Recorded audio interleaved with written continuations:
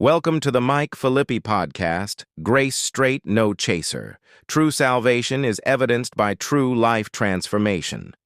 Let's take a look at 5 commonly misunderstood verses about Christianity.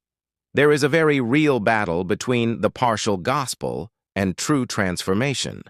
Not everyone who claims to be a Christian really is. It's a tough truth that leaves people confused and gives Christ, the church, and Christianity a bad name.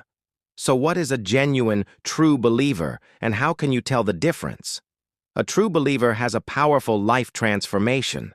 When someone authentically receives Jesus into their life, they change, and we begin to see a new person emerge. Sometimes the transformation is instantaneous, and other times it takes a while to see the fruit appear and grow. Unfortunately, people think that true spirituality is a matter of learning how to become more obedient to Christ's commands or the Old Testament law. They seek to please others in the church by doing things so they can look good and holy. But such an approach causes people to become legalistic, inauthentic, and dead in their religious ways. Biblical Christianity is born out of the Spirit's indwelling presence in the life of a believer. It is Christ who is at work in them, causing them to do what He desires because they now have a changed heart. The life they live is by allowing Jesus to live in them and through them. A powerful Christian life comes from complete surrender to Jesus. As we submit to Him, we see Him at work in us, causing us to do His good pleasure. Too many of us try to do it the other way around, where we work hard to keep His commands and to obey and be good and spiritual. This kind of life is not the life of Christ in us. It is bondage to law and legalism. This kind of Christianity is stale and artificial and religious. The law kills, but the Spirit gives life and life more abundant. It is easy to be caught up in doing Christian things in hopes of becoming more blessed or accepted by God. But that kind of a life is from the self-life. This is what the Bible calls living in the flesh. It might look great on the outside, but inside, it's totally empty. Don't get caught in that trap. That is the trap of religion. Check out these 5 Bible passages about people who are really trying to be good and holy, but feel stuck in the heavy grip of religion. It's pretty eye-opening. Matthew 7:21 through 23. Not everyone who says to me, Lord, Lord, will enter the kingdom of heaven, but the one who does the will of my Father who is in heaven.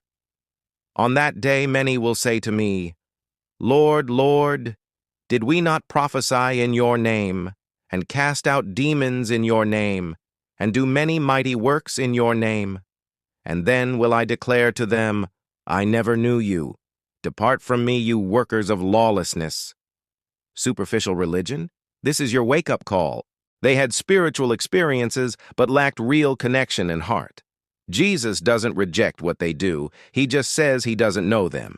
It's all about connection and following the Spirit, not just doing things. Luke 6:46. Why do you call me Lord, Lord, and not do what I tell you? Jesus exposes empty confession here. You can say all the right things and use the right titles, but don't ever give up control of your life to Him.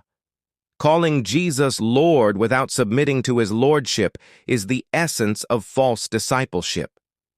John 14:15. If you love me, you will keep my commandments. This verse is often twisted into a legalistic demand, but in truth it's a description of transformed love.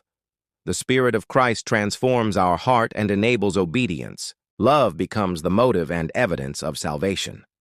Without obedience born out of love, the claim of faith is hollow. James 2:17 through 19. So also faith by itself, if it does not have works, is dead. But someone will say, you have faith, and I have works. Show me your faith apart from your works, and I will show you my faith by my works. You believe that God is one, you do well. Even the demons believe and shudder. This demolishes belief based just on the intellect. Belief without transformation is a demonic-level faith. It is awareness without surrender. True saving faith produces a life that mirrors the Savior. John 2:23-25. Now, when he was in Jerusalem at the Passover feast, many believed in his name when they saw the signs that he was doing. But Jesus on his part did not entrust himself to them, because he knew all people and needed no one to bear witness about man, for he himself knew what was in man.